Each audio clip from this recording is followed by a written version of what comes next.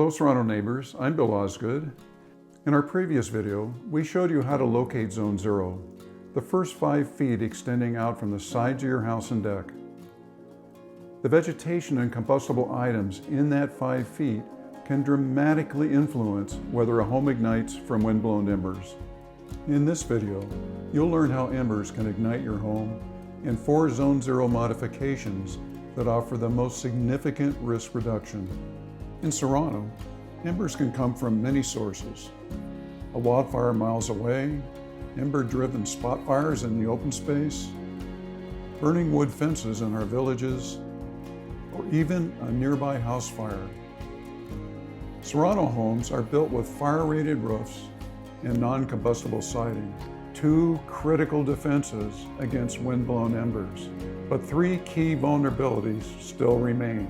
Wood fences that can carry fire from one home to the next, vents that allow embers to enter attics and crawl spaces, and dual-pane windows that can transmit enough radiant heat to ignite materials inside, and when exposed to direct flames and radiant heat, can fail and allow flames and embers to enter the home. Let's take a look at these 3 vulnerabilities. In Serrano, wood fences can behave like a wick, pulling fire from yard to yard and rapidly spreading it to multiple homes. Most Serrano homes are in high-density villages where wood fences connect properties. Wind-blown embers tend to collect at the base of these fences, right where bark mulch, dry leaves, and other debris often build up. Once a fence fire section ignites, it can produce up to 8-foot flame lengths that move straight towards homes. This kind of fence-driven fire spread is one of the main reasons subdivisions from wildland fire areas have suffered catastrophic losses. To significantly lower this risk, break a fence fire path to and from the house by replacing the wood gate and the first 5 feet of attached wood fence in Zone 0 with non-combustible material.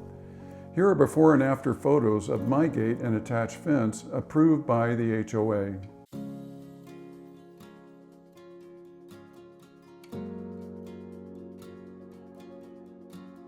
Older vent designs are one of the most common pathways for windblown embers to enter a home. In Serrano, more than 3,000 homes built before 2008 likely have older quarter-inch mesh vent screens in their eaves and gables and foundations. Research shows that openings this large allow embers to enter and potentially ignite combustible materials inside attics and crawl spaces. To lower this risk, upgrade your vents to comply with Building Code Chapter 7A that requires all vent screens to be a minimum of 1/16 inch and shall not exceed 1/8 inch metal wire mesh. Here is a before and after photo of a quarter-inch vent screen covered with a 1/16 inch metal mesh. Direct flames and intense radiant heat in Zone 0 can cause dual-pane windows to fail long before non-combustible siding begins to degrade. There are 3 ways flames and embers can enter a house through windows.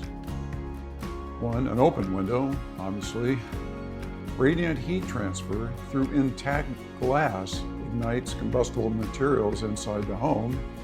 Or the window fails, allowing flames and embers right inside the house. This 2024 Serrano house fire began when a wood fence in the backyard ignited. Flames quickly reached the house, breaking several dual-pane windows and allowing fire and embers inside.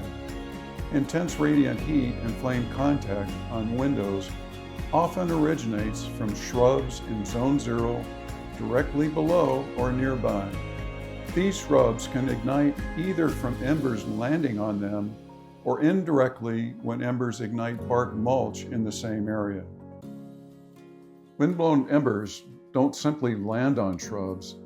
They penetrate into the plant, lodge in dry leaves and twigs, and ignite the shrub from the inside out. Before the window fails, radiant heat transmitted through the glass can ignite materials inside, like curtains, blinds, and furniture. Eventually, Flames and intense radiant heat break the glass or warp the frame, allowing fire and embers to enter the home.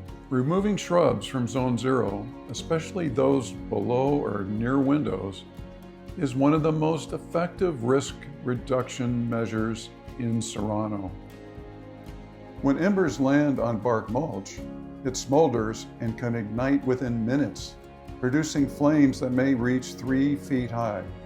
Those flames can easily spread to shrubs, plants, and other combustible materials next to the house.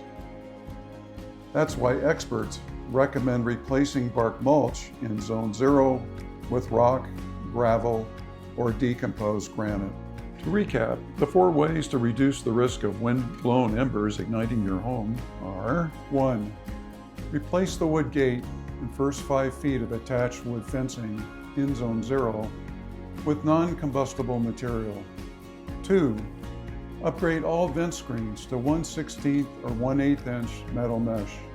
3. Remove shrubs in Zone 0 below or near windows.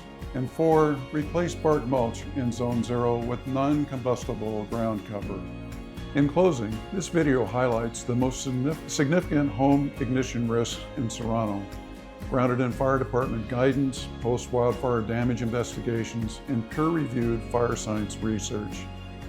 Whether you choose to wait until your insurance company requires specific Zone 0 upgrades, or wait until the fire department begins enforcing future Zone 0 regulations, or be proactive and start making changes gradually to lower your risk, the choice is yours.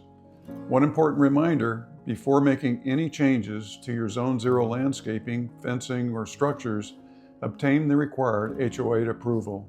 Our next Zone 0 video will explain what the Board of Forestry has decided regarding which vegetation and materials are allowed in Zone 0, and what those decisions mean for Serrano homeowners.